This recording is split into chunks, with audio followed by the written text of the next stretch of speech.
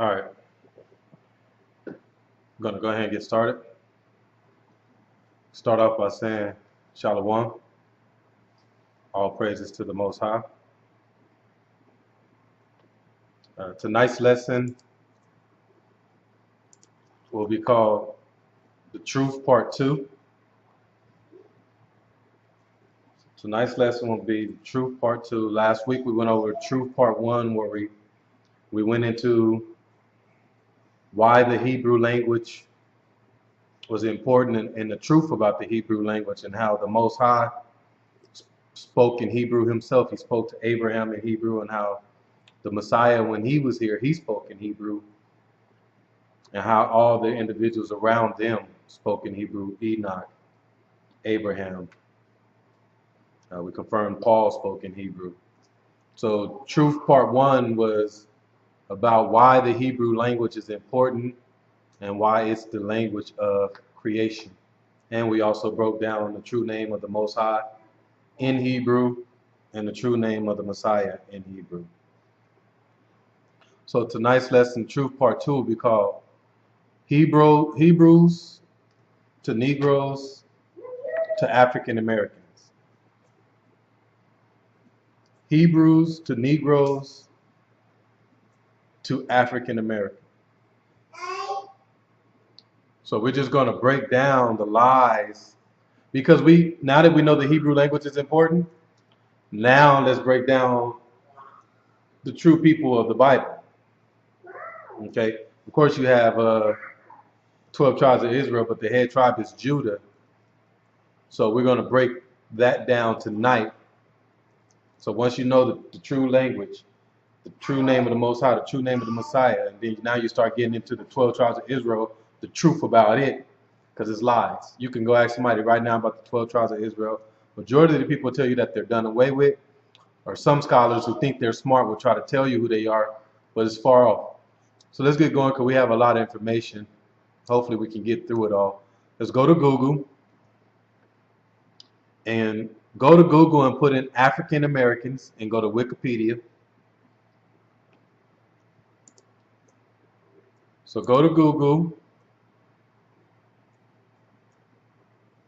put in African Americans, and go to Wikipedia.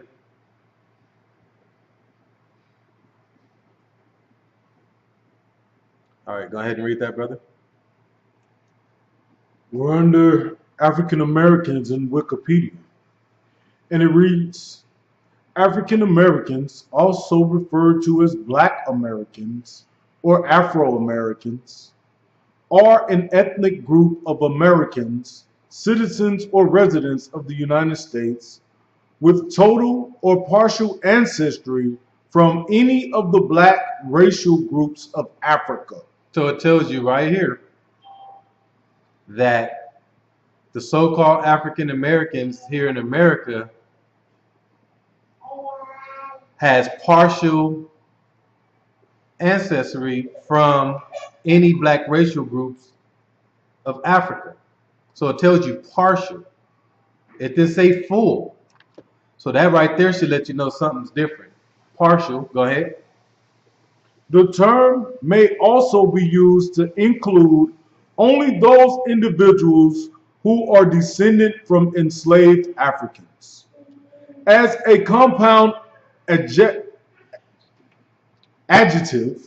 the term is usually hyphenated as African American. So in this first paragraph, the key part is it says that the African Americans are Black Americans or Afro Americans, which are citizens of the United States, are partial ancestry, which is ancestors or lineage,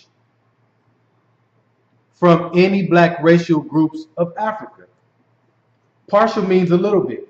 So these people are hardly anything of any lineage of any Black racial groups of Africa. So it lets you know these individuals that were brought here, African Americans, are different.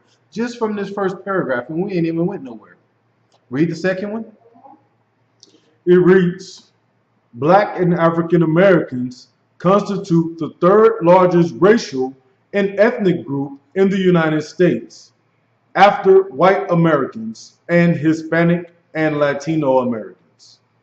Most African Americans are of West and Central African descent and are descendants of enslaved peoples within the boundaries of the present United States. So that's key.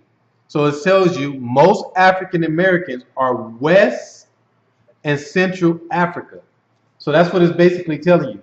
That the African Americans that were brought here, majority of them were brought from West and Central Africa. That's key. So you need to write that down. Go ahead. On average, African Americans are 73.2% West African. So it tells you that 74%, basically 73% of the African Americans that were brought here are from West Africa. Go ahead. 24% European, and 0.8% Native American heritage, with large variation between individuals. According to U.S. Census Bureau data, African immigrants generally do not identify as African American. So we got three things that's key. First paragraph tells you that the African Americans that are brought here are partial lineage of any black African group. Then it tells you that the African Americans from West Africa, that's second key point. And then the third key point tells you African immigrants. So African immigrants are different from African Americans. African Americans are ones that were enslaved. That's what it said in chapter 1. But African immigrants are individuals that are from African natives that come to America. They are considered African immigrants. So African Americans, the ones that were brought here on slave ships. African immigrants are the ones who jump on a plane and come here on their own. And it says African immigrants generally do not self-identify as African American. So it tells you that the African immigrants that come here to America don't identify as the same people that was brought here on slave ships, African American. We ain't even made it through 5 minutes of this, and I'm already convinced that something's wrong. Read the rest. The overwhelming majority of African immigrants identify instead with their own respective ethnicities. Tells you that they identify themselves with their own respective ethnicities, which is Ethiopians, Canaanites, Libyans. That's what they identify themselves with. Go ahead. Immigrants from some Caribbean, Central American, and South American nations and their descendants may or may not also self-identify with the term. So hold your spot there and go to Google again and put in African immigrants. So let's find out who these African immigrants is. So since it says the African immigrants generally do not self-identify as African Americans. So now we have two different groups of people here. We have two different groups of people here. So go to Google and go to African immigrants and go to Wikipedia. You probably could have just stayed in the spot you was in and just clicked on African immigrants and it'll take you right to Wikipedia. All right, go ahead. We're in the Google African immigrants, and it reads, African immigration to the United States refers to immigration to the United States who are or were nationals of Africa. So it tells you that these people are nationals of Africa, means they were born in Africa. That's what nationals of Africa means. So African immigrants are individuals who were born in Africa. Go ahead. The term African in the scope of this article refers to geographical or national origins rather than racial affiliation. So the word African refers to national origins. So if you wasn't born in Africa, then that's not your nationality. Go ahead. From the Immigration and Nationality Act of 1965 to 2007, an estimated total of 0.8 to 0.9 or 800,000 to 800 million to 900 million Africans immigrated to the United States. accounting for roughly 3.3 of total immigrants to the United States during this period. African immigrants in the United States come from almost all regions in Africa and do not constitute a homogeneous group. They include peoples from different national, linguistic, ethnic, racial, culture, and social backgrounds. As such, African immigrants are distinct from African Americans. What does distinct mean? Different. So there you go again. African immigrants are distinct from African Americans. They are different. There goes something else that tells you that we have two different groups of people. They're not the same. Go ahead. Whose ancestors were involuntarily brought from West Africa to the United States by means of the historic Atlantic slave trade. So that's another key thing. Lars said it earlier. So it says the African Americans whose ancestors were involuntarily brought from West Africa. All right, so the so-called African Americans were brought from West Africa to America, and then the rest of Africa is where you had your national African immigrants that we just read about. Go back to African Americans in Wikipedia where we was at, and go to the next paragraph we left off at.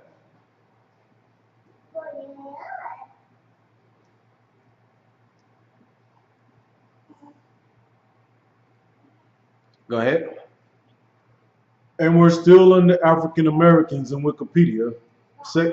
Second part, and it reads, African American history starts in the 16th century, with peoples from West Africa forcibly taken as slaves to Spanish America, and in the 17th century, with West African slaves taken to English colonies in North America.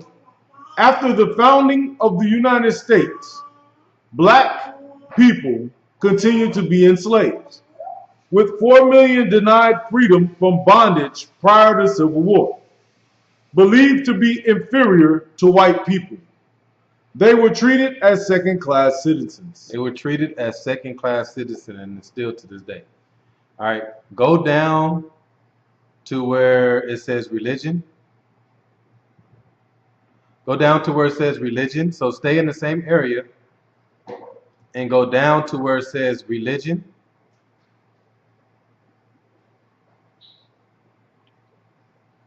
And when you go down to where it says religion, go down to the last paragraph where it says there are relatively few African American Jews. Go down to religion. All right, go ahead. We're under the heading religion, and we're also in the last paragraph. And it reads, there are relatively few African American Jews. So now they says it's a few African American Jews. This is how they keep people in the dark. Go ahead. Estimates of their numbers range from 20 to 200,000. Most of these Jews are part of mainstream groups such as the Reform, Conservative, or Orthodox branches of Judaism. Although there are significant numbers of people who are part of non-mainstream Jewish groups, largely the Black Hebrew Israelites. Say it again.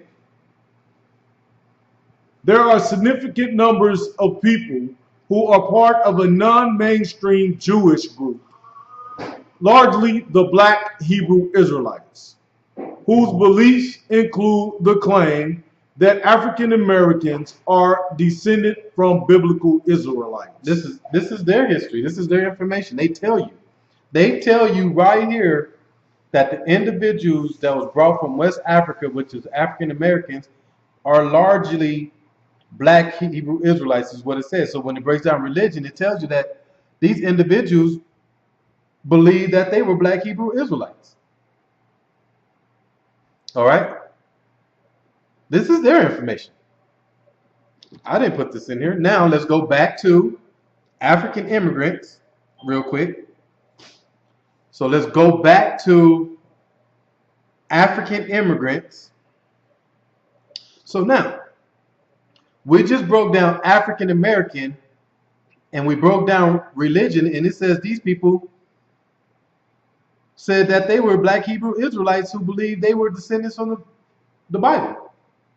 But now we broke down African American and we broke down African immigrants, which we know is different. Now let's go to African immigrants and go to their religion. Go ahead. Go down to where it says Christianity.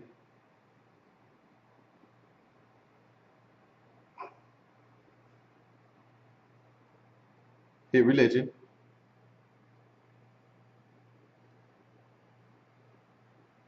I think you're in the wrong one. It should be an African immigrant. I think you're still an African American. But here, read it right here. I just want to show y'all something.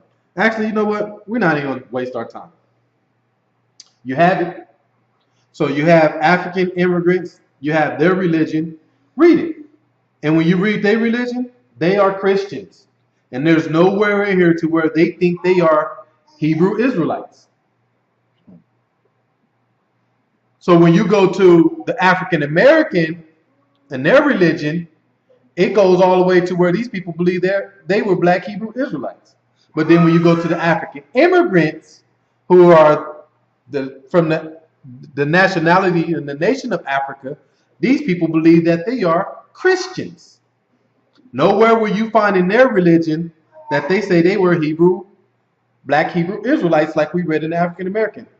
So that's what we have. Just reading that part right now lets you know there's a problem. Two different sets of people. Let's go to Luke 21 and 20. So tonight's lesson is called The Truth Part 2. And it's called Hebrews to Negroes to African Americans. How did it become such? How did they go from Hebrews to Negroes to African Americans now today? And the two articles we just read in Wikipedia, we ain't even got to none of the meat and potatoes, and they didn't already told the truth and all this. But if you don't know the truth, you won't realize what they said. So like when we went to the African American religion, it says some of these people, they try to make it seem like this is done away with, only a few of them, when they're really telling you the truth, but people don't know the truth, so they don't catch on to what's going on here. Luke 21 and 20. So let's find out how the Hebrews became Negroes and then African Americans. Go ahead. We're in the book of Luke, chapter 21, verse 20. And it reads, And when ye shall see Jerusalem compassed with armies, then know that the desolation thereof is nigh. So the Messiah was telling the Israelites, when you see Jerusalem compassed with armies, so when you see Jerusalem surrounded with armies, the Roman armies, when you see them surrounded with the Roman armies, you need to know that time is now. Go ahead.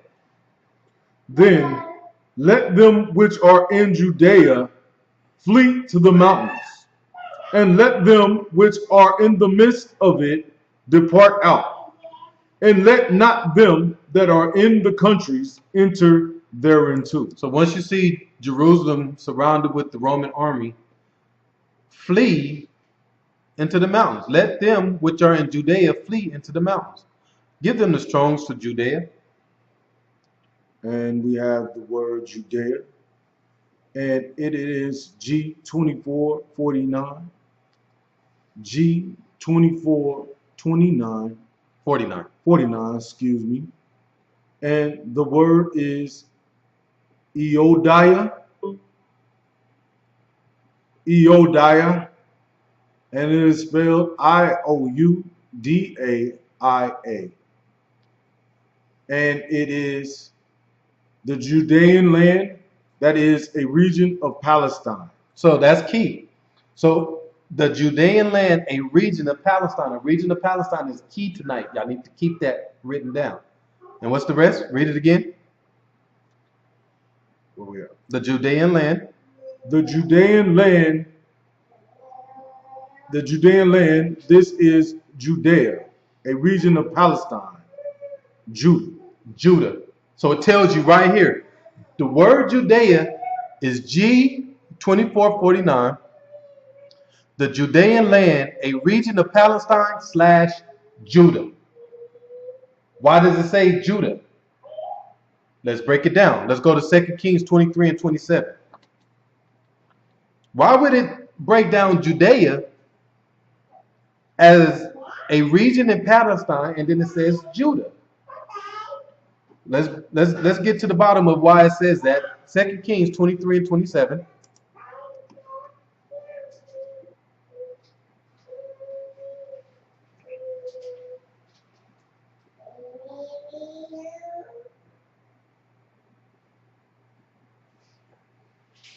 Go ahead. We're in the book of 2 Kings, chapter 23, verse 27, and it reads, And the Most High said, I will remove Judah also out of my sight, as I have removed Israel, and will cast off the city Jerusalem, which I have chosen, and the house of which I said, my name shall be there. So it says, and the Most High said, I will remove Judah also out of my sight as I have removed Israel. So Judah was separate from the rest of Israel.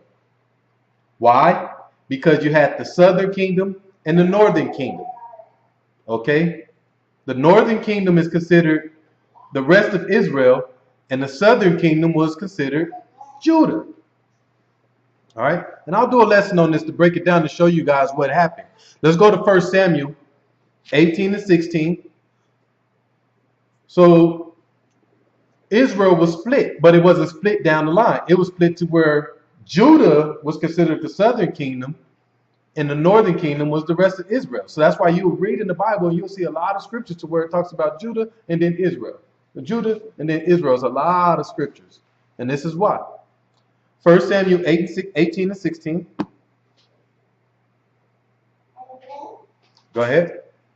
We're in the book of 1 Samuel, chapter 18, verse 16, and it reads, But all Israel and Judah loved David. So, but all Israel and Judah, so it lets you know, so all Israel, the northern kingdom, and all Judah, the southern kingdom, they loved David. Go ahead.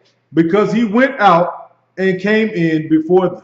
Okay, so now that we know Judah is considered the southern kingdom, in Luke 21 and 20, when the Messiah says, when you see Jerusalem compass with armies, so when you see Jerusalem surrounded with the Roman army, flee into the mountains. He was talking to the southern kingdom, which was Judah. So listen, you guys, when the Messiah was around in Jerusalem, all of Israel wasn't there. Israel was already scattered. The northern tribes were already gone. So Judah was the only tribe that was around when the Messiah was around in that day. Why? Because the Messiah came from a tribe. So that's why the Most High kept Judah around. So the Messiah can come to that bloodline. The rest of the tribes were already scattered off because of things that was going on. So Judah was the only tribe around in the days of the Messiah in Jerusalem. All the other tribes were scattered off already into bondage. So that's why when it says in Luke 21 and 20, and we break down Judea, it says Judea is a region in Palestine, Judah, because Judah was the people that the Messiah was talking to flee. So Judah was to flee into the mountains when they seen the Roman army surrounding the area. If anybody have the book Babylon to Timbuktu, pull it out, or you can PDF it. So PDF from Babylon to Timbuktu. So now I'm trying to go slow. This is a lot of information. I'm trying to get it in so we don't have to do a part 2 just on this. Because there's a lot of information. I want people to get this tonight. All right, I'm tired of people taking this as a joke. Where African Americans, it don't make no difference. Yeah, it makes a lot of difference when you know who we truly are and we're the true people of the Bible. You start taking things a little more serious when it comes to these scriptures. PDF from Babylon to Timbuktu, and go to page 84.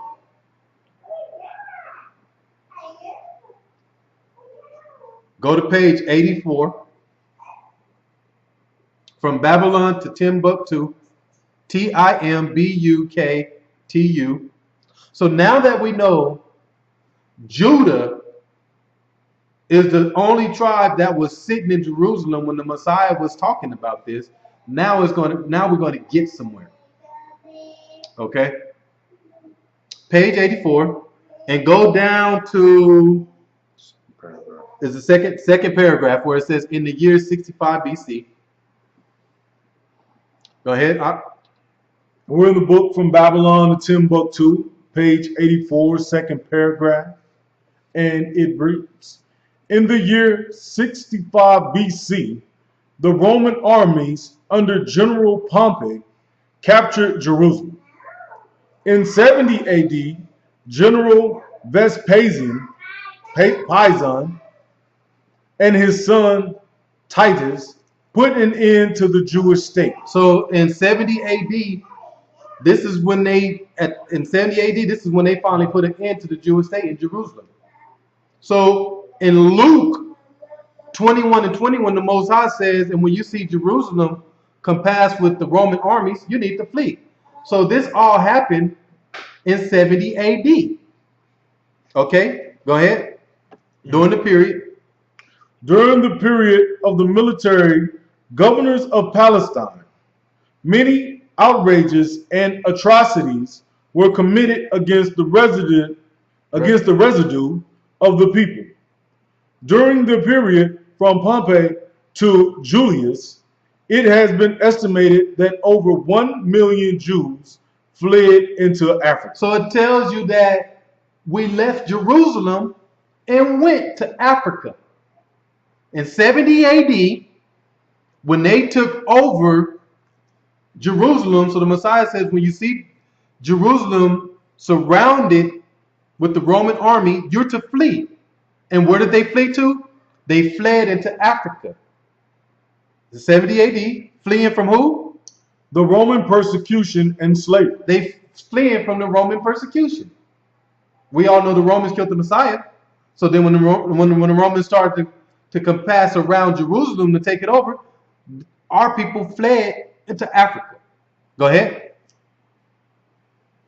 Fleeing the Roman persecution and slavery. The slave markets were full of black Jewish slaves. So it tells you that the slave market was full of black Jewish slaves. But they tell us through history that these people were white. These people were white. All right, but he just told us that they were black slaves and they fled from the Romans and went to Africa. So our people fled from Jerusalem and fled to Africa. Now go to PDF. Oh, you can't PDF this. Can you? I don't think you can PDF this guy. But the next book I'm going to go in. I got them. At home? Mm-hmm. The next book I'm going to go in, though, is Hebrews to Negroes. This is a good book. You might want to get it. You can't PDF it, but it's called Hebrews to Negroes. And we're going to go to chapter 8, page 65. So when you do get it, you'll be able to get to where we at. Chapter 8, page 65. All right. Go ahead and read right here. I wonder why this. And we're at the top of the page in the book Hebrews to Negroes. And we're starting at the top where it says, I wonder. And it reads, I wonder why this was. Did my research on the Islamic Arabic Empire? I remember that Ham had 4 sons, Mizraim, Egypt, Put, Libya, Cush, Ethiopia, Sub-Saharan Desert, and Canaan, Israel, Palestine, Lebanon, and Jordan. I remember that Ham was the father of all African races. So it says Ham was the father of all African races. So these are these African immigrants that we broke down in the beginning that they said that was different from African Americans. So the African immigrants are Ham bloodline, Go ahead. The land of Canaan was what is now called Palestine. Say it again. The land of Canaan was what is now called Palestine. So now on our map we see Palestine. You don't see the land of Canaan. So that's why I said. And where did the Jews flee from? Jerusalem, from the a region of Palestine, which was the land of Canaan. Okay, so they was in the land of Canaan when they fled from Jerusalem. But when you look at the map today, it says Palestine, so it confuses you. So you got to look at the confusion they put. So on their map, they put Palestine, so it's not easy to connect these dots. If you see Canaan right now and things like that, now it'd be a little more easier to connect the dots. Read that last sentence again. It says the land of Canaan was what is now called Palestine, Lebanon, Israel, and parts of Jordan. So the land of Canaan represents Palestine, which is part of Africa. All right? Which is part of Africa. And the Most High gave this land to Abraham and his seed. Now you have to understand, back then, Africa, all that was one. It wasn't broken up into what we see now on the map. It was all one. It was all considered Africa. So Canaan represents Palestine, and the Most High gave that land to Abraham and his seed. Let's go to Genesis 17:4. The Most High gave the land of Canaan to Abraham's seed, which is Palestine. Genesis 17:4.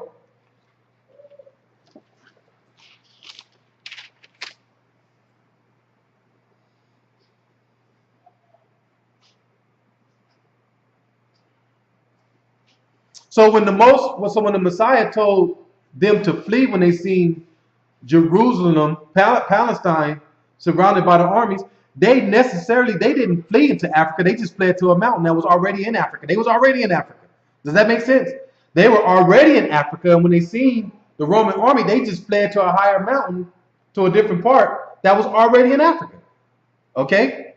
This is where the confusion come in at. They were already in Africa because it was all considered Africa.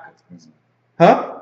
People think it's the Middle East, but it ain't no Middle East. The Middle East that they show you on the map was all Africa.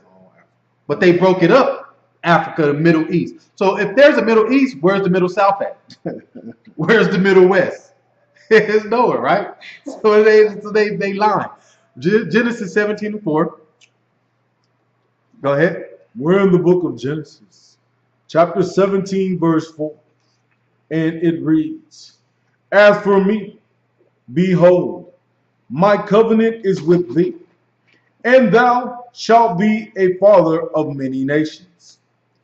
Neither shall thy name any more be called Abram, but thy name shall be Abraham. For a father of many nations have I made thee. So the Most High made his covenant, his promise to Abraham. Okay, and not only did he make his covenant and his promise to Abraham to be a father of many nations. Skip down to verse 8. We're in the book of Genesis, chapter 17, verse 8, and it reads, And I will give unto thee, and to thy seed after thee, the land wherein thou art a stranger. So I'm going to give you and your seed the land where you're a stranger at. Go ahead. All of the land of Canaan. I'm going to give you all the land of Canaan. Even though y'all strangers there, y'all not Africans, y'all not Hamites, but I'm going to give you the land of the Hamites. You're strangers. Y'all different. You're a stranger of the Hamites. You're a stranger of Canaan, but I'm going to give you the land of Canaan. Go ahead. For an everlasting possession, and I will be their power. An everlasting possession. Go to Genesis 10:6. No, actually go to Genesis 37:1 first. So it says, I'm going to give you and your seed an everlasting possession of the land of Canaan where you are a stranger at. You're a stranger in this neck of the woods, but I'm going to make this your land. And we'll break down in a moment why we was a stranger of this land.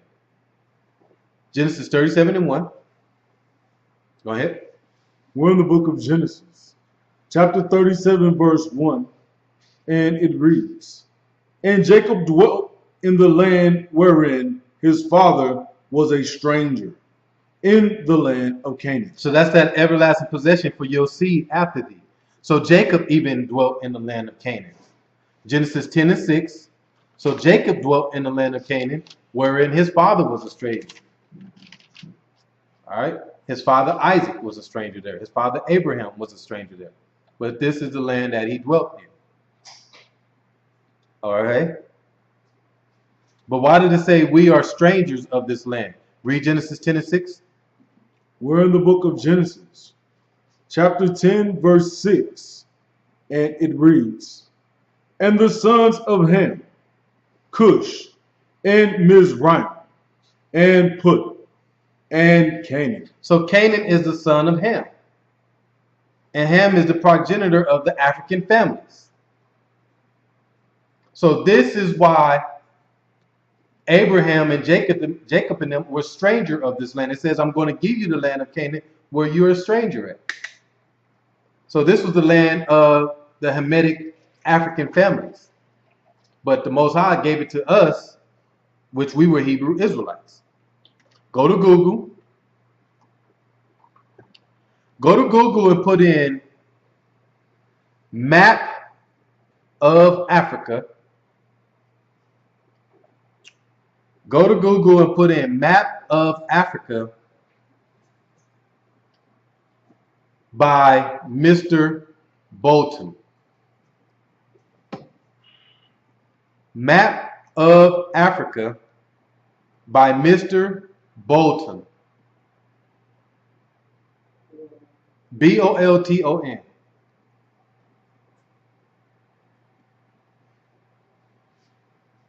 Map of Africa by Mr. Bolton. Bolton.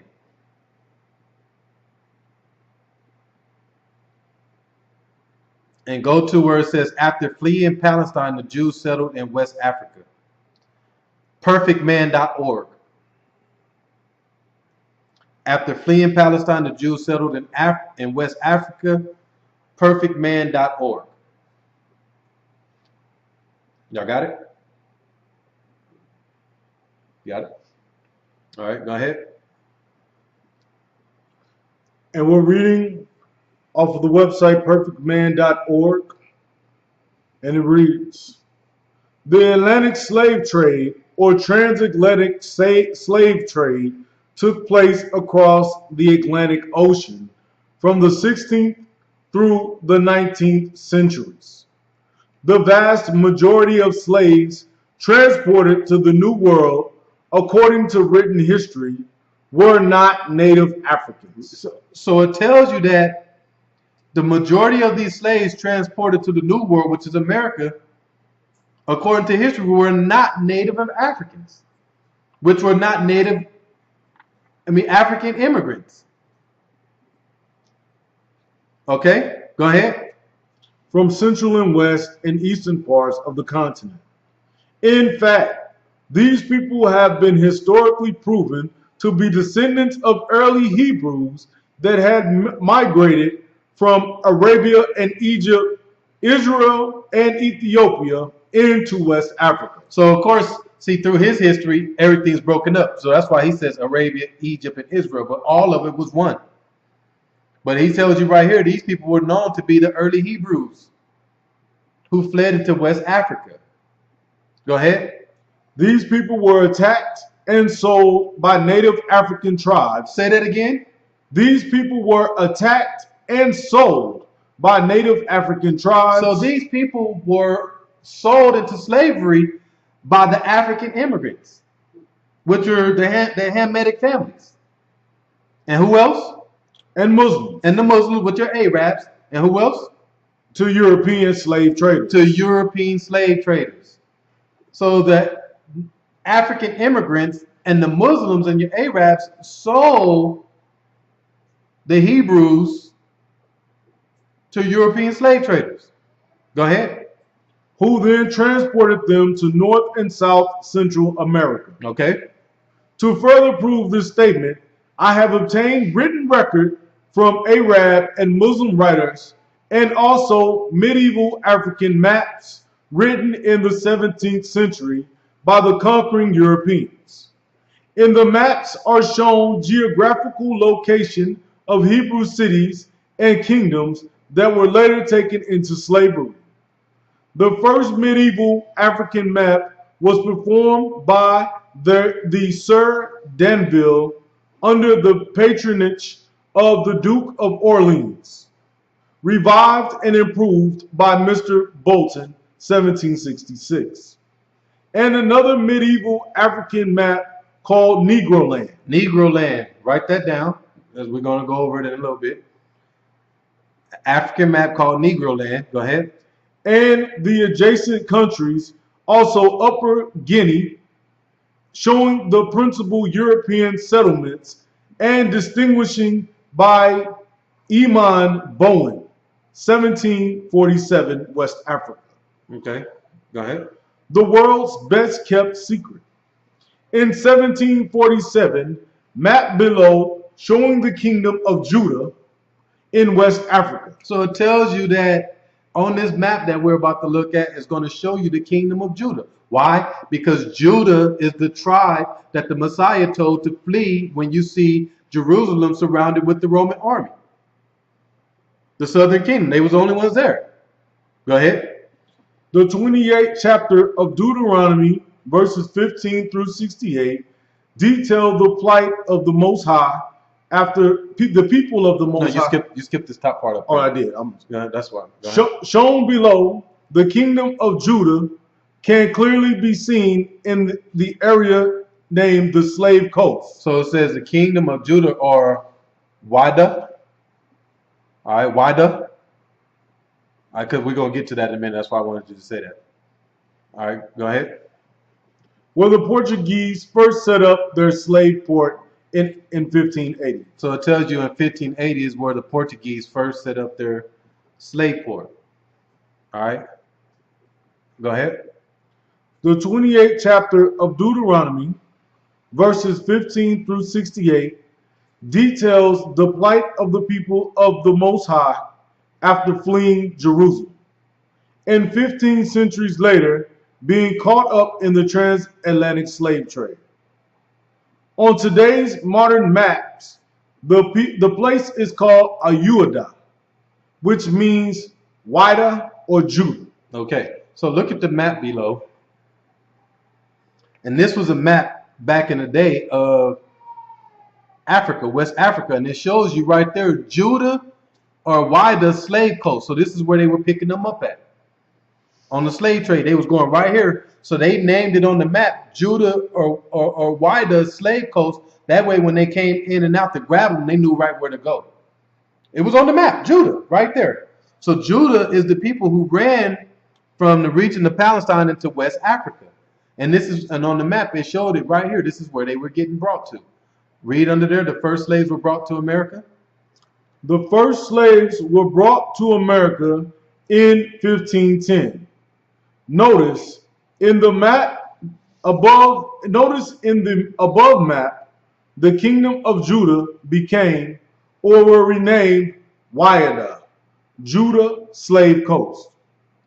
The initial European interests were in trading for gold, ivory, and pepper. So, indeed, the west coast of Africa became the principal source of slaves for the New World.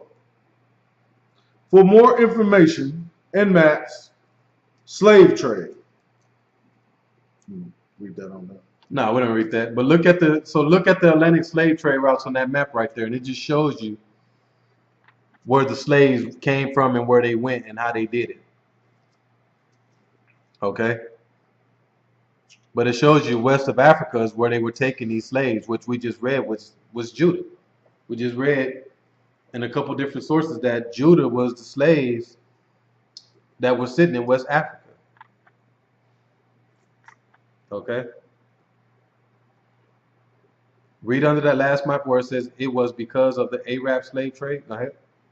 It was because of the Arab slave trade that the Portuguese jumped on the bandwagon of slave labor and were one of the first European countries to start enslaving blacks from Africa. Then it was Europeans who made the deal with the Americans to enslave the people from West Africa, along with the African tribes, Arab Muslims. All right, so it tells you these are the people that were involved. The African tribes, the Arab Muslims, along with the Europeans, are the ones who made the deals with America to sell off the Hebrews. Go back to Hebrews to Negroes, and we're going to go to chapter 8, page 72. Read this part here. It's a normal fact. Read that. Start the whole scene at the top.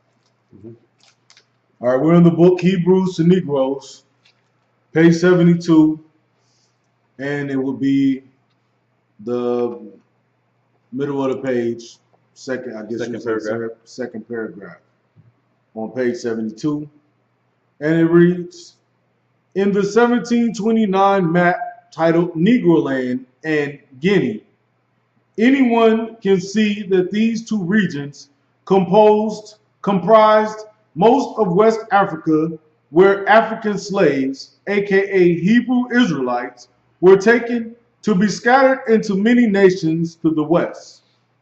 The map shows the partitions of lands in West Africa between England, Holland, Dutch, and Denmark.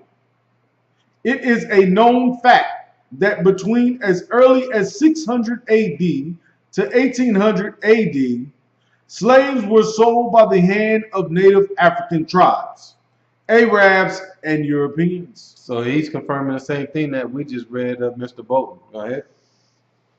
The peoples sold into slavery during this time have been proven to be of a different nation of people. Although black in appearance with mixed heritage of Semitic and Hamitic origin, these people are the descendants of the ancient Hebrew Israelites. Although the white slave masters didn't leave much evidence for African Americans to go by in America in regard to their heritage. So it tells you right here, the white slave master did not leave much evidence for the so-called African Americans to go by in America in regards to their heritage. So they didn't leave much behind. It tells you right here, they didn't leave much behind for these people to fall back on to find out who they were. Go ahead. Writers and maps written during slave period times reveal the true identity of the slaves brought to the Americas. All right, so that's what we just read. So it tells you that through maps and through different periods of times will show the true identity of these people. So it tells you right here what we just read in two different pieces, that the African tribes, which are the Hamitic families, along with the Arab Muslims and the Europeans, are the ones that sold the Hebrew Israelites into slavery into the Americans. Let's go to Psalms 83 and 1. Triple confirming. You gotta confirm it. You confirm it with the history that we read along with what the scriptures say, because the scriptures say the same thing. Right? Yeah, dude. So go ahead. So that way, and if you act up, you're coming back. All right. Psalms 83 and 1.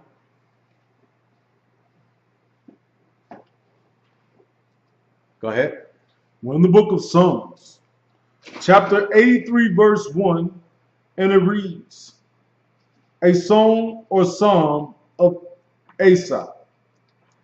Keep not thy silence, O power. Hold not thy peace, and be not still, O Ahiah. For, lo, thine enemies make a tumult. It says thine enemies make a tumult, which is war. Go ahead. And they hate thee, have lifted up the head. And they have hated thee, have lifted up the head. Verse 3. We're in the book of Psalm chapter 83 verse 3, and it reads, they have taken crafty counsel against thy people, and consulted against thy hidden ones. So they're taking crafty counsel against your hidden people, Ahia. Crafty means cunning, skillful, So they're taking cunning and skillful counsel against the people. Go ahead. They have said, come, and let us cut them off from being a nation. So through this crafty counsel, they said, let's cut these people off from being a nation. Let's put this scheme out here to where we bring these people to ignorance. So this is what they did. They brought crafty counsel in, and through this crafty counsel, they found a way to make us ignorant to where we don't know who we are. So that's how they cut Israel off from being a nation, by bringing crafty counsel in, different history, different things to where Israel don't know who they are no more. Read verse 4 again. When the book of Psalms, chapter 83, verse 4, and it reads, they have said, come, and let us cut them off from being a nation, that the name of Israel may be no more in remembrance. So what we was reading when it says the white slave master, he didn't leave much evidence for the so-called African Americans to come to where they knew what their heritage was. So they cut them off from being a nation. Verse 5. Verse 5. For they have consulted together with one consent. So they had come together with one consent to do this. Go ahead. They are confederate against thee. Who are these people that came together to do this? Verse 6. The tabernacles of Edom, and the Ishmaelites, of Moab, and the Hagarenes. So it tells you right here in the Bible the people that came against the Most High's people. And what they did, they cut them off from being a nation. So that's why now Israel don't know who Israel is. When you go to Israel and try to give Israel back their own heritage, they don't even want it. Okay? Let's go back to this book.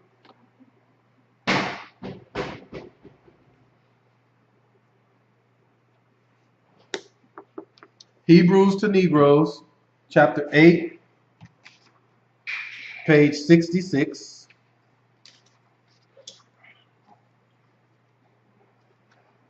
Read down here. So hold your spot in there. Go to the Zondervan's real quick. Some people don't know this, even though I know all y'all know it in here, but we gotta make sure we make it fair for everybody. Go to the Zondervan's. You have yours?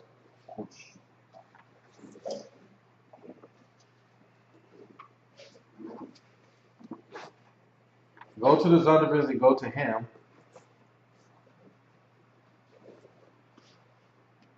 So this is the Zondervan's, just a Bible dictionary. All right. He's going to go to Ham and read what it says. Go ahead. We're in the Zondervan's dictionary, page 213, bottom right section. In mine is 213. Yours may be different. Go ahead and read it. And it reads, Ham, the youngest son of Noah, probably born about 96 years before the flood, and one of 8 persons to live through the flood. He became the progenitor of the dark races, not the Negroes, but the Egyptians, Ethiopians, Libyans, and Canaanites. So it tells you Ham is the progenitor of the dark races and not the Negroes, but of the Egyptians, Ethiopians, Libyans, and the Canaanites. Those are your 4 African families. And the Negroes, the so-called Negroes, was not part of that. So like we broke down in the beginning, the African Americans, which were the Negroes before they were African Americans, are not African immigrants, which are Ham's bloodline. All right, Hebrews to Negroes, chapter 8, verse 66. Read down here. Go ahead. We're back in the book, Hebrews to Negroes, and we're on page 66, last paragraph. And it reads, why would the Zondervan's Bible Dictionary say that the Negroes are not from the descendants of Ham? Are we not descendants of Ham by way of Africa? And are all Africans or black people really descendants of Ham alone? What was Negro land? What was Negro land? Go ahead. or Negrita, doing on the ancient European maps of West Africa? Did the Europeans know that there was a different between a Negro and other black nations in Africa? So it says, the question is, did the Europeans know that there was a difference between these people? Of course. They're the ones that ran us out of Jerusalem. So they knew it was a difference. So that's what Negro land is. The area that the Hebrews ran into, they named it Negro land to separate the Africans, the Hamitic families that was there from the Hebrew Israelites. So they called it Negro land. So they were called Negro lands before they were called African Americans. It's called Negroes. Negro land. So Negro land is where the Hebrews are, and anybody in that area is the ones we're going to take off in the slave trade. Go ahead. Could it be that there were some black nations? No, yeah. Could it be that there were some black nations in Africa that were descendants of Abraham, Lot, and the Hebrew Israelites of ancient times? Black people are surely not the descendants of Japheth. No, they're not the descendants of Japheth. Go ahead. European, Turkish, Mongolian nation. That's who Japheth is. Go ahead. This only leaves Shem. Shem.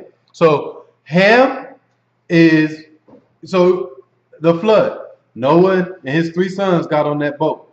So after the flood, the new world, the Most High started the new world with Noah's 3 sons, Ham, Shem, and Japheth. Ham is your Ethiopians, Egyptians, Libyans, and Canaanites, your African families. Japheth is your Europeans, your Turkish people, your Asians, people like that. So it says now we only got one other person where everybody else can come from, which is Shem. Go ahead. This only leaves Shem as another possibility of our forefathers, especially if the ancient Hebrews were people of color in those days. I then wanted to challenge my hypothesis. I asked different Nigerians if they knew if they were descendants of the ancient Egyptians. So he said, I'm gonna start asking these individuals in Africa about their history. And then another thing, you guys see, a lot of people try to tie you up when you tell them that the Hebrew Israelites ran into Africa and then they got shipped into slavery. And then people are like, well, only the African Americans did. Where are the Indians? Where this? Where this? And they started trying to twist you up and confuse you. But as we read, the only people that was in Jerusalem at that time was the southern kingdom, which is Judah. That's why they are the ones that was on the slave trade. That's why no other nation was. Because people try to be like, well, you try to say the 12 tribes of Israel, where were they at when all this happened?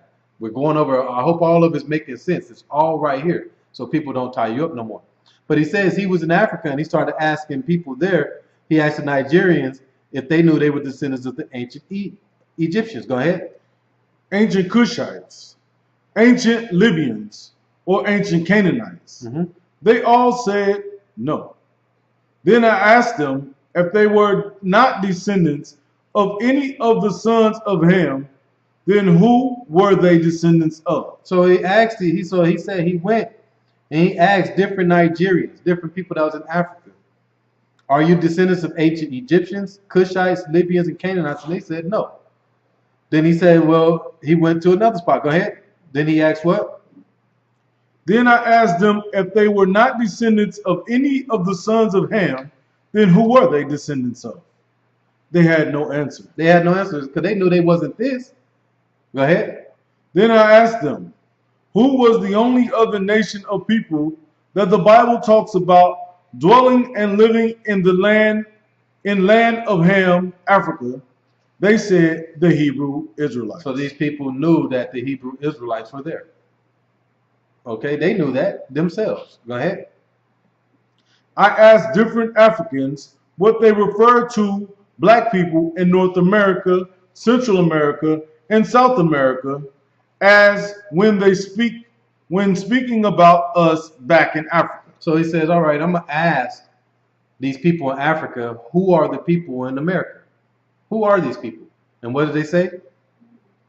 Some of them said that they referred to us as the people of the book or the children of Israel. So this man said he went to Africa and says, the individuals that are in America, who are they? And the Africans, immigrants, said they are the people of the book, the children of Israel. So this is why Africans that come here, this is why they don't like us. For one, they know we are the chosen people, and two, they think we're ignorant. They say, you guys are ignorant. You don't even know who y'all are.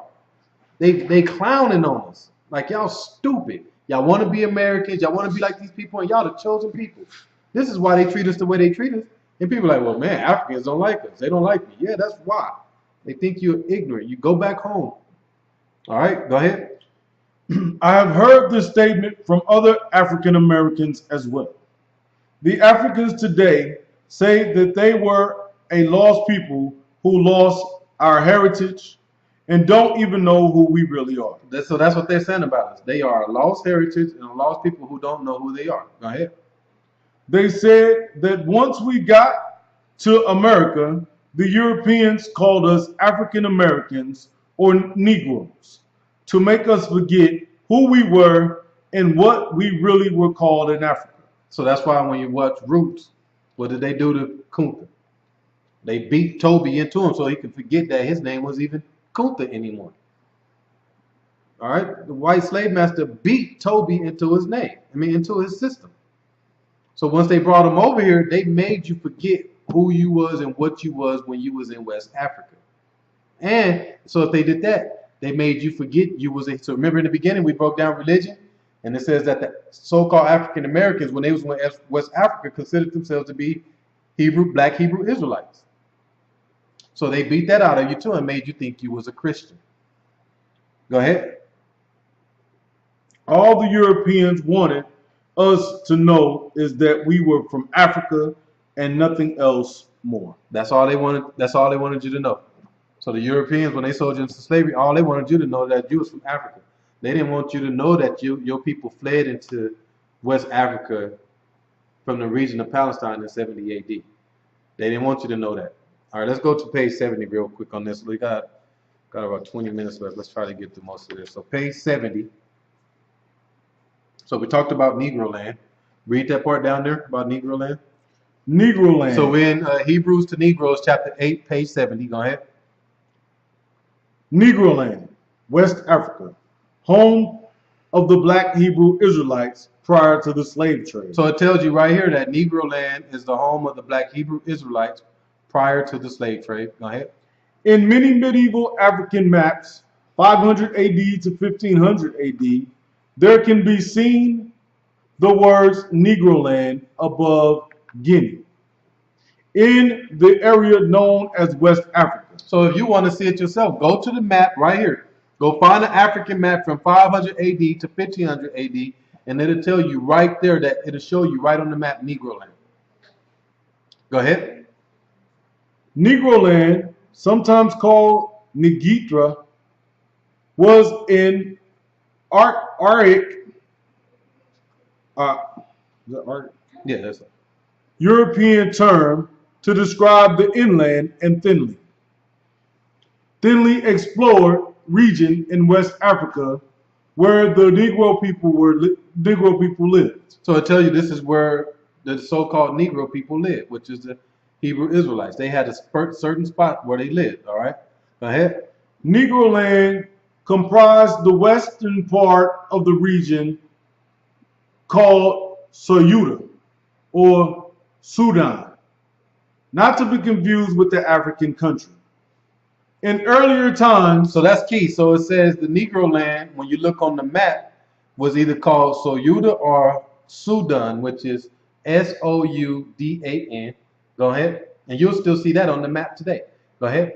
In earlier times, the portion of West Africa all the way straight across east to Sudan and Abyssinia, modern Ethiopia, was known as Ceuta.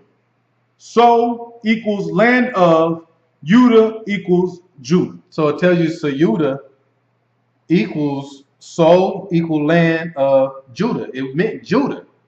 Go ahead. Thus meaning land of Judah.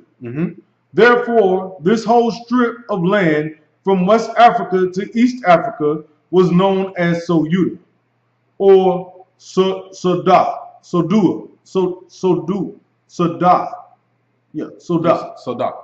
And its inhabitants were multiple black Jewish communities. This eventually was changed to Sudan, which later got changed to Sudan. Okay, so when you see Sudan on the map, lets you know it meant the land of Judah. Okay, go to Deuteronomy 28 and 36. Deuteronomy. Hmm? Some punches. They're here now. Deuteronomy 28 and 36. So now we're going to break down another part. And I'm mad because we're running out of time. We might have to go 10 minutes over just to get this information in. Deuteronomy 28 and 36. It's kind of hard to stop something like this and then say, hey, I'm going to bring part 2. Deuteronomy 28 and 36. Go ahead. We're in the book of Deuteronomy, chapter 28, verse 36. And it reads, The Most High shall bring thee, and thy king, which thou shall set over thee, unto a nation which neither thou or thy fathers have known. And there shalt thou serve other gods, wood and stone. So wood and stone. Okay. So we know the stone represents the Kaaba, which is the Muslims, the Arabs that helped sell us into slavery. And then the other two, which is the Europeans and the African families, which are Christians. Okay? And then the Europeans taught the Americans the Christianity. That's where it all came from. Okay? So they were following, so the Hebrew Israelites were following the laws of Moses and the Hebrew customs before the Christianity and Islam entered into the continent of Africa and started trying to overwhelm them. Just go to Google. Put in Western Africa. Go to Google, put in Western Africa. Its history, condition, and prospects. Western Africa, its history, condition, and prospects by John Layton. Leighton.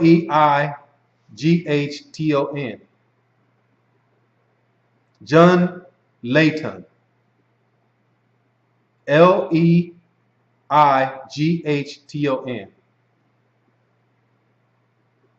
Archives.org.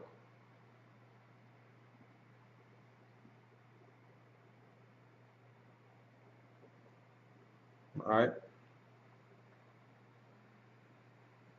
Y'all get that? Is that it right there? So, a couple of them, but this one didn't bring the book up. I don't think. I might have to download it. Okay. And go to page 220. Now go back out. Let me see. Go to page 220. Go back out to you. Go down.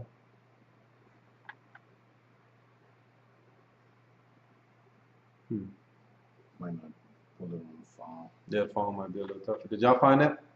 Yeah, it's just taking a second. Okay. And go to page 220. Who's doing it on the phone? Sister Rachel, you doing it on the phone? And you found it? Yeah. Which one was it? Brother's trying to find it on the phone. I did it on the computer, so. Was it everything that I gave you?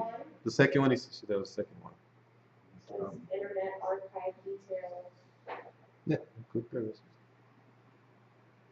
Go to page 220. Yeah, that's it right there. It's going to take a minute. I'm going to give y'all like 30 more seconds to get to page 220. You got to do a lot of clicking to get to page 220.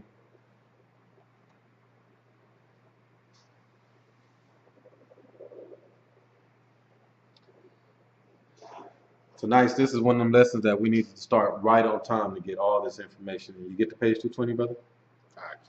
I can't see what. Don't worry, but you got the information. All right, go ahead and start reading that. We're on page 220, and it reads, A deranged man is one who supposed to be prematurely deserted by his soul. The im- imbecility of extreme old age, or second childhood, as it is called, is regarded in the same light.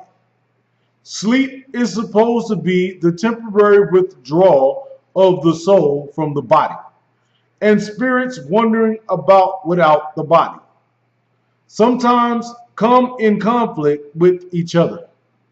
If a man wakes up in the morning with pains in his bones or muscles, he infers that his spirit has been wandering about in the night and received a, a castation at the hands of some other spirit.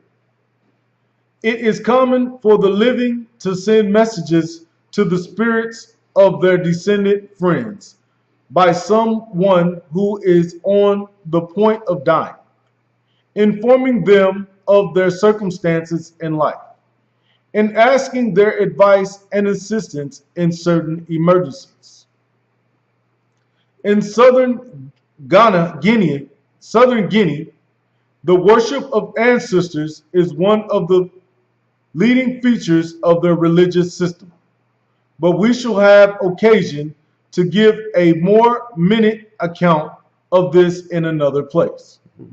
Mixed up with these pagan notions and customs, there are many obvious traces of Judaism, both in northern and southern Guinea, and in the latter, some undoubted traces of corrupted from form of Christianity. So it tells you in northern and southern Guinea, which is in Africa, there are traces of Judaism, which was corrupted by Christianity.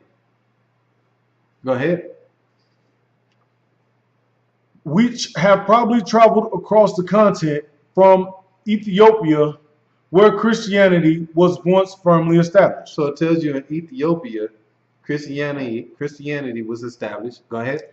The African race have a wonderful capacity for conforming themselves to any circumstances in which they may be placed, and they can adapt almost any number of regions, creeds, without being disrupted by their incongruity, or the direct agnostic character which may exist among them. The religion of Senegambia in a complete melody of paganism, Judaism, and Mohammedanism. So it says they had a religion that was paganism, Judaism, and Mohammedanism. All right, go ahead. And it is difficult to say which of the three occupies the most prominent place or exerts the greatest influence upon the character of the people. The prevailing philosophy on the subject is that by combining the three, they are sure to secure the aggregate. Okay. Go ahead. Good of the whole. In northern Guinea, paganism and Judaism are united. And in southern Guinea, paganism, Judaism, and some imperfect traces of corrupted form of Christianity. In the former region of the country, Judaism is more prominent developed. Some of the leading features of which are circumcision, the division of tribes into separate families, and very frequently into the number 12. So it tells you that they started intermingling these religions: paganism, Judaism, Christianity, and Mohammedanism. All right. But it tells you that they were Ethiopians were Christians. All right. So Africa, after a while, was flooded with the Christian religion by the Europeans. Okay. And then the Arabs, who were back and forth in there, were also doing their own things, which was, let's break down. So go to Google and put in that word Mohammedanism.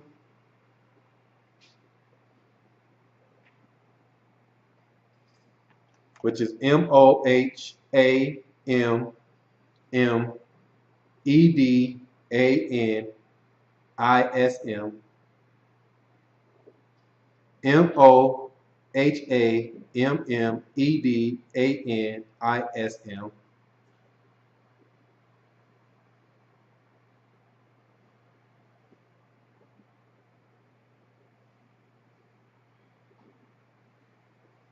Go ahead and read that. Mohammedanism, Mohammedan, also spelled Muhammadan or Mohammedan or Mohammedan or Mohammedan is a term for a follower of Islamic prophet Muhammad. So all these different words that they just said is for the Islam prophet Muhammad. Go ahead. It is used as both a noun and an adjective, meaning belonging or related to either Muhammad or the religion, doctrines, institutions, and practices that he established. Okay. So it just talks about the Muhammad religion, doctrines, and institutions that he established, which is talking about the Muslim religion. Okay. And this Muslim religion was put on the Hebrew Israelites also the same way the Christian religion was. That's why when you look at the Muslim religion, you have a lot of so-called blacks a part of this religion. So when we read in Deuteronomy 28:36, it tells you when you come into this new land, you're going to be hit hard with these other gods, these other religions, Hebrew Israelites. And this is what happened. So they was hit with the Mohammedanism. And also in this book, we're not going to read it because we're kind of running out of time, but when you go to chapter 8, verse 62, it tells you that the black Jews were taken down by the Arab slave trade. You also have what's called the Atlantic slave trade, and then you had the Arab slave trade, where the Arabs enslaved the black people from Africa and then turned around and sold them to the Europeans. And so when they enslaved them, they hit them with this Mohammedanism and turned them into Muslims and different things like that. All right. Go to, we're getting down to the bottom. We're almost done. Go to Christianity in the United States.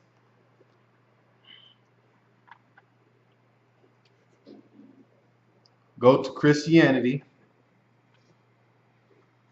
in the United States.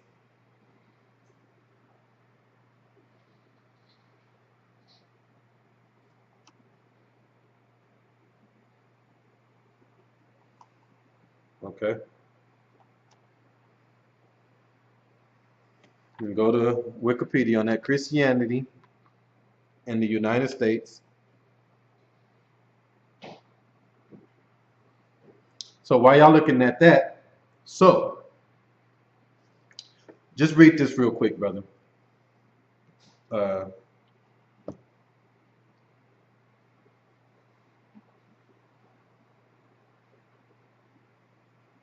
Right here where it says the Muslims were killed. So through the Arab slave trade, we're just going to skip through this real fast so y'all can see this is real key. Y'all need to know this. The Muslims were killed. We're in the book From Hebrews to Negroes, Chapter 8. Chapter 8, verse 60, page 62, chapter 8, page 62, second paragraph, and it reads, the Muslims would kill, enslave, and scatter these African/Arabian black Jews, Hebrew Israelites, as evident in the Arab slave trade that took place during this time. The Quran talks about the success of the Muslims in seizing the Hebrews' land and victory over the people of the book. Read it again. The Quran, what? The Quran talks about the success of the Muslims in seizing the Hebrews' land and the victory over the people of the book. Mm-hmm. This parallels the prophecy of the great curse of Israel listed in Deuteronomy 28:15 through 68. So the Quran says we are the people of the book. It tells you in the Quran that we are the people of the book. But it tells you that the Muslims brag about the success that they have over the people of the book because they had us in slavery. So this is what the Quran is saying. Okay? And they knew the Hebrew Israelites, the blacks that was in West Africa, were the people of the book. It says it in the Quran. Okay? Read Christianity in the United States. We're under the Wikipedia, Christianity in the United States, and it reads, Christianity is the most adhered to religion in the United States, with 70.6 of polled American adults identifying themselves as Christian in 2014. Okay, we're going to skip through this so we can get to all this other stuff a lot of people already know. Go to the third paragraph. Go ahead. Christianity was introduced to the Americans as it was first colonized by Europeans beginning in the 16th and 17th centuries. Immigration further increased Christian numbers. Today, most Christian churches in the United States are mainline Protestant, evangelical, or Roman Catholic. So it tells you that the Christian religion was introduced to the Americans in the 16th century by the Europeans. Skip down to where it says African American churches. So stay in that same spot and skip down to where it says African American churches.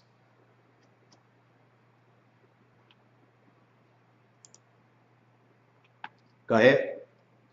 African American churches. The Christianity of the black population was grounded in evangelism. The Second Great Awakening has been called the central and defining event in the development of Afro-Christianity. Okay, so Afro-Christianity derived from West and Central Africa. That's where that came from, the American and European traditions and beliefs. That's what Christianity is. The American and European traditions and their beliefs. Go ahead. During these revivals, Baptists and Methodists converted large number of blacks.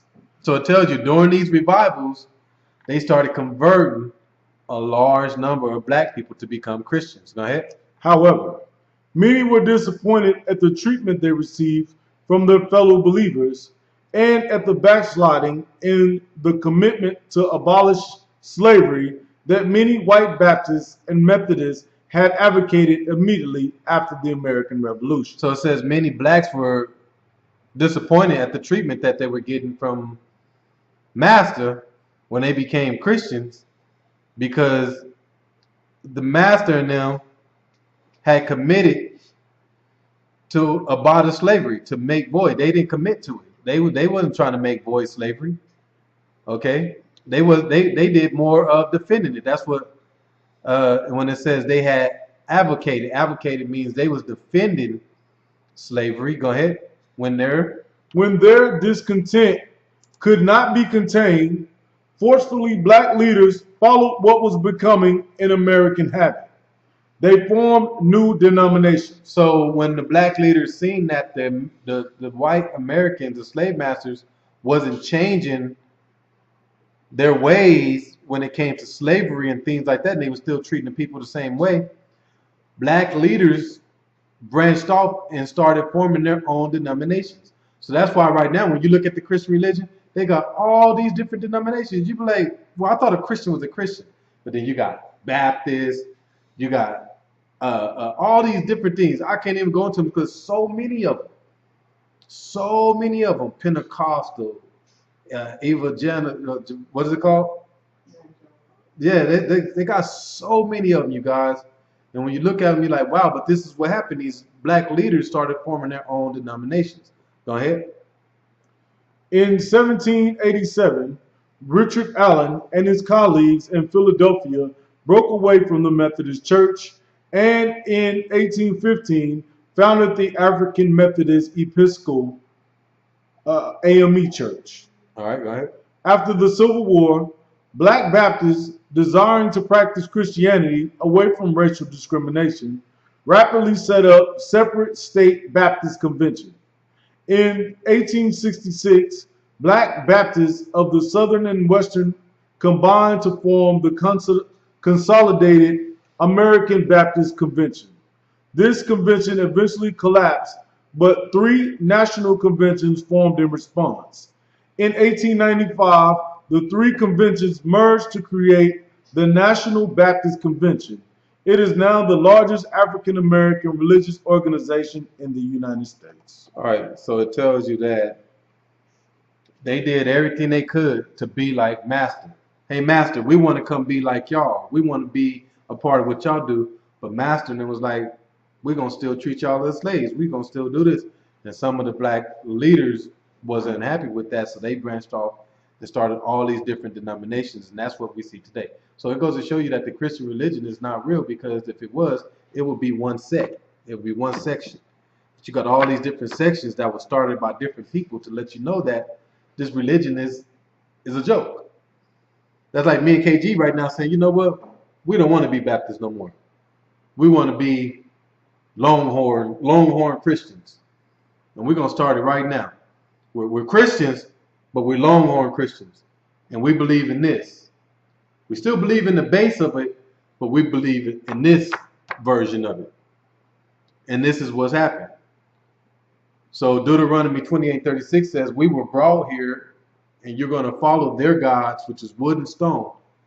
The wood represents the Christian religion that majority of our people's following.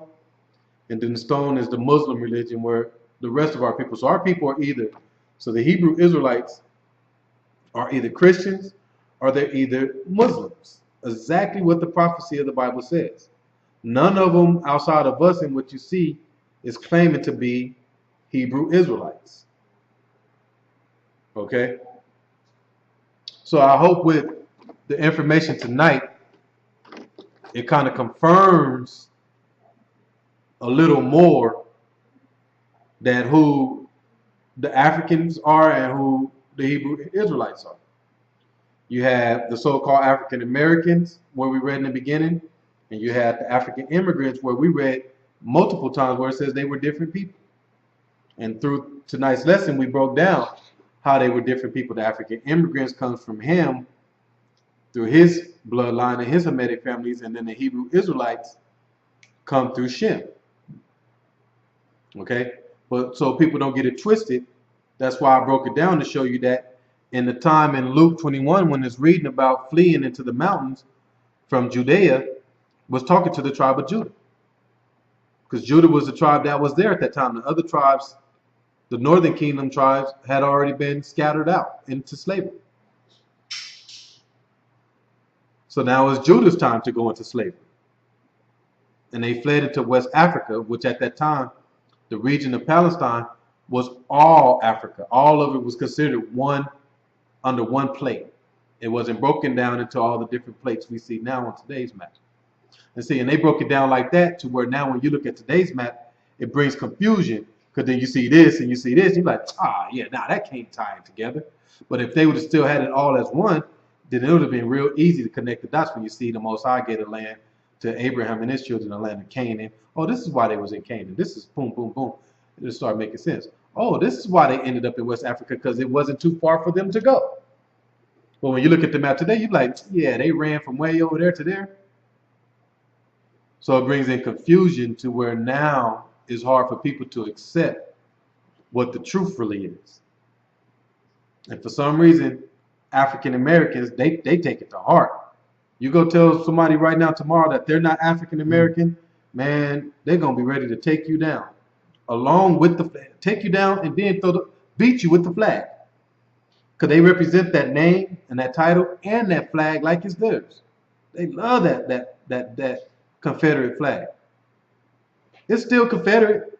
They just switched it up a little. That's still a Confederate flag that y'all say to pledge allegiance to. It just switched up a little bit. And when you ride through just Arizona alone, you still see tons and tons of Confederate flags in people's front yards. They don't care. They don't care about you and I. So I wanted to go over this information so people can take back what's theirs. We gave you the information tonight, clear cut. Clear cut to where you can say, wow. Now, if you still choose to follow what they told you, shame on you. Really though. Because before tonight, it was probably still a little confusing. But that's why I went into it a little more into depth with different information, different sources to show you what truly happened. Okay? So with that in mind, we'll go ahead and close it out. And we'll say Shabbat Shalom, or Shalom. And sometimes I be hoping this is Shabbat, which Shabbat was every night, boy. But we're going to say Shalom and all praises to the Most High. Laila to all.